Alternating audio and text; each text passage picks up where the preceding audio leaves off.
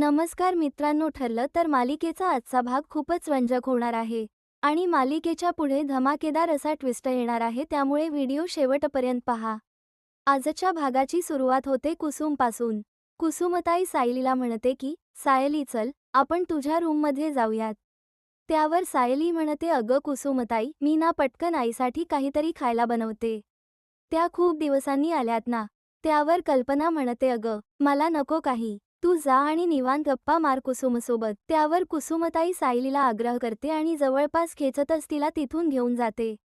कुसुम आणि सायलीवर गेल्यावर सगळे घरातले वाढदिवसाचे प्लॅनिंग करण्यात गुंतून जातात. अस्मिता देखील प्लॅनिंग करण्यात हिरिरीने सहभाग घेते. इकडे कुसुम आणि सायली गप्पा मारत बसलेल्या असतात. कुसुम सायलीला म्हणते की मला ना मधुभाऊंची चिंता लागून राहिलेली असते. दिवाळीच्या वेळेस ते येथे तुझ्या घरी थांबले कारण त्यांना तुझं संसार सुख स्वतःच्या डोळ्यांनी पाहायचं होतं. पण त्यांना काय माहिती तुझा हा संसार खोटा आहे ते. त्यावर सायली म्हणते आता तो खरा होईल कुसुमताई. कुसुम म्हणते अग पण कधी? हुशारमधला हुशार माणूस देखील मठ्ठ असतो ना, तस आहे तुझ्या अर्जुन सरांच. तुमची गाडी पुढेच सरकत नाहीये. कुसुमताई पुढे सायलीला म्हणते, मला खात्री आहे तू काही तुझं म्हणणं त्याच्यासमोर व्यक्त करणार नाहीस. तुला काय तर पालकाच थालीपीठ करायचं असतं, काहीतरी पदार्थच करायचा असतो. अगं, जग कुठे चाललंय आणि तू काय करतेस? सायली म्हणते अगं सगळं ठीक होईल. आणि या प्रेमाच्या प्रवासाची मज्जाच काही वेगळी असते. ते जेव्हा माझ्याकडे पाहतात ना, तेव्हा लाजेने चूर व्हायला होत. सायलीने असमटल्यावर कुसुम गमतीने तिच्याकडे पाहत राहते आणि टाळ्या वाजवून म्हणते वा, छान, असाच प्रवास चालू राहू दे आणि एकमेकांना मनातलं सांगा 80व्या वर्षी. ते काही नाही, उद्या तुमच्या दोघांचा वाढदिवस आहे. चांगला दिवस आहे. तू उद्याच त्यांना सगळं सांगून टाक. इकडे कुसुमची बडबड चालू असते परंतु सायलीची तंद्री लागलेली असते. ती एकटक बघत विचार करत असते. तिला असं बघताना बघून कुसुम तिला हलवते आणि म्हणते अगं सायली काय चाललंय? मी किती वेळ झाल बडबड करतेय. लक्ष कुठे आहे तुझं? मी काय बोलते येतंय का लक्षात? सायली दचकून हो म्हणते. इकडे चैतन्य आणि अर्जुन दोघेही लॉनमध्ये बसलेले असतात. चैतन्य अर्जुनला विचारत असतो अरे, तुझी गाडी का पुढे सरकत नाहीये? अरे मी इतक वर्ष ऐकलं होत की प्रेम आंधळ असतं. पण तुझ्याकडे पाहून मला कळतंय की ते मूकपण असतं. तू का तुझ्या भावना सांगत नाहीयेस? चैतन्य त्रासून म्हणतो सरळ जा आणि आपल्या प्रेमाची कबुली दे. सरळ जाऊ वाटत नसेल तर ईमेल पाठव, व्हॉइस नोट पाठव किंवा एखाद्या कबुतरासोबत पाठव पण सांग तिला. परंतु अर्जुनने कानात हेडफोन घातले असल्यामुळे त्याला चैतन्यच काहीच ऐकू येत नाही. चैतन्याने विचारल्यावर अर्जुन म्हणतो तू काही बोललास का? चैतन्य वैतागून म्हणतो, नाही मी फक्त ओठांचा व्यायाम करत आहे. असे म्हणतो चांगलं आहे, चांगलं आहे. करत रहा. चैतन्य पटकन अर्जुनच्या कानातले इयरफोन काढून घेतो आणि म्हणतो की काय ऐकत आहेस तू एवढं? अर्जुन म्हणतो एक नवीन लव्ह सॉन्ग आलं आहे. तेच ऐकत आहे. चैतन्य वैतागून कपाळावर हात मारून घेतो. शेवटी चिडून चैतन्य अर्जुनच्या कानातले इयरफोन काढून टाकतो आणि म्हणतो की हे बंद कर. आणि जाऊन तुझ्या हक्काच्या बायकोला प्रपोज कर. उद्या तुमच्या दोघांचाही वाढदिवस आहे, त्यामुळे उद्याच्या उद्या सगळं सांगून टाक. जर तू सांगितलं नाहीस, तर सायली वाहिनीला मी सगळं सांगून टाकेन. इकडे सायली विचार करते की ती अर्जुनला तिच्या आवडत्या कॅफेमध्ये जाऊन सरप्राईज करेल. त्यामुळे ती कॅफेमध्ये कॉल करून दोघांसाठी टेबल बुक करते. इकडे अर्जुन चैतन्यला घेऊन एका ज्वेलरी शॉपच्या बाहेर येतो. चैतन्य म्हणतो, आपण इकडे काय करत आहोत? अर्जुन म्हणतो, तू गप्प बस. त्याला गाडीमध्ये बसून तो एकटाच शॉपमध्ये जातो. त्याने सायलीसाठी हिऱ्याची अंगठी घेतलेली असते.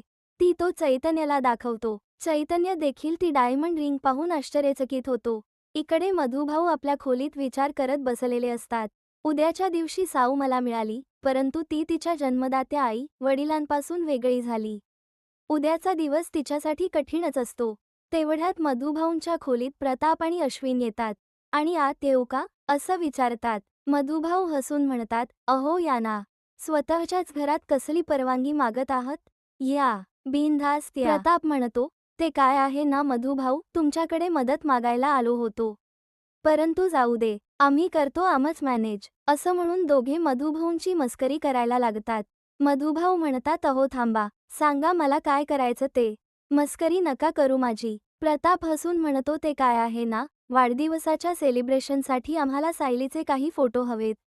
ते तुम्ही तिच्याकडून आणून देता का? अश्विन म्हणतो आम्ही वहिनीकडे मागितले असते, परंतु तिला लगेच संशय येईल आणि मग सरप्राईज उरणार नाही.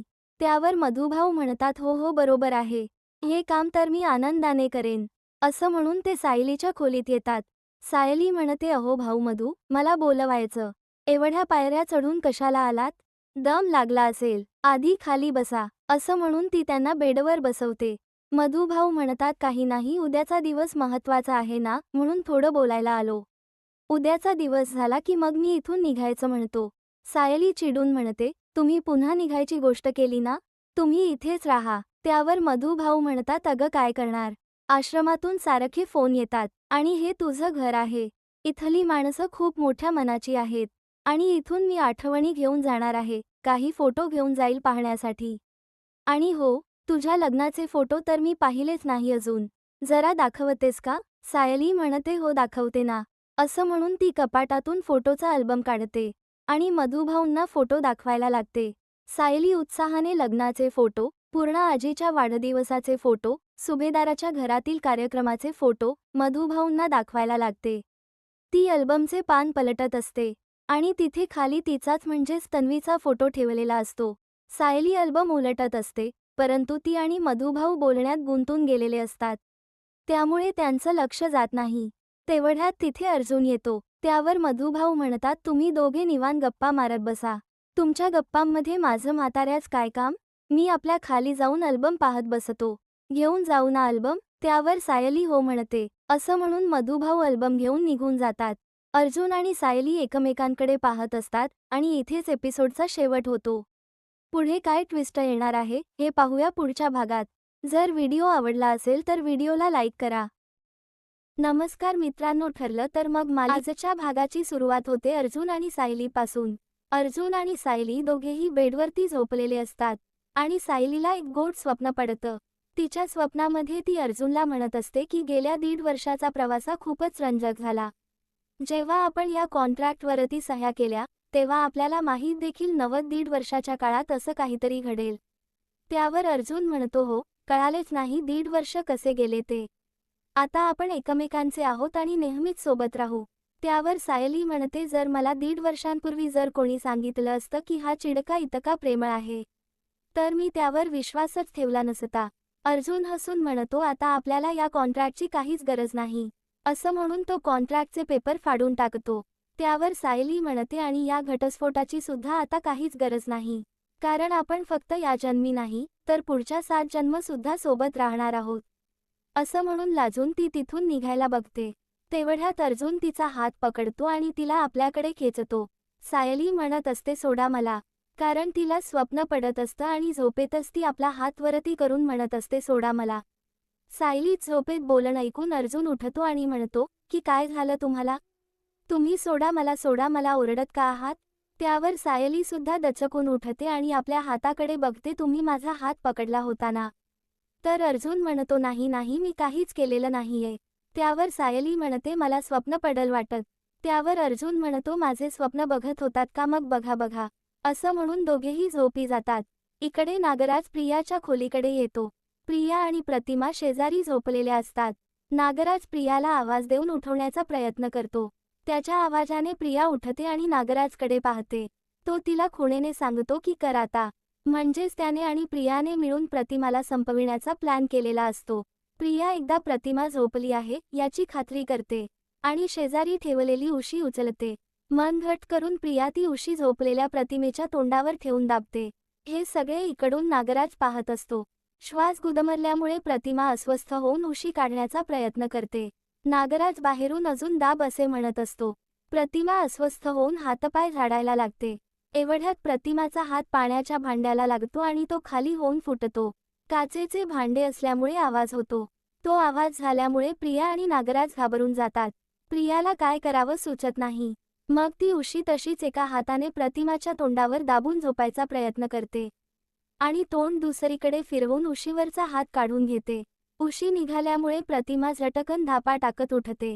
झालेल्या आवाजामुळे रविराज सुमन सगळेच खोलीत येतात. काय झालं विचारतात. रविराज फुटलेल्या भांड्याला पाहून प्रियाला विचारतो हे काय आहे? हे भांड कसं काय पडलं खाली?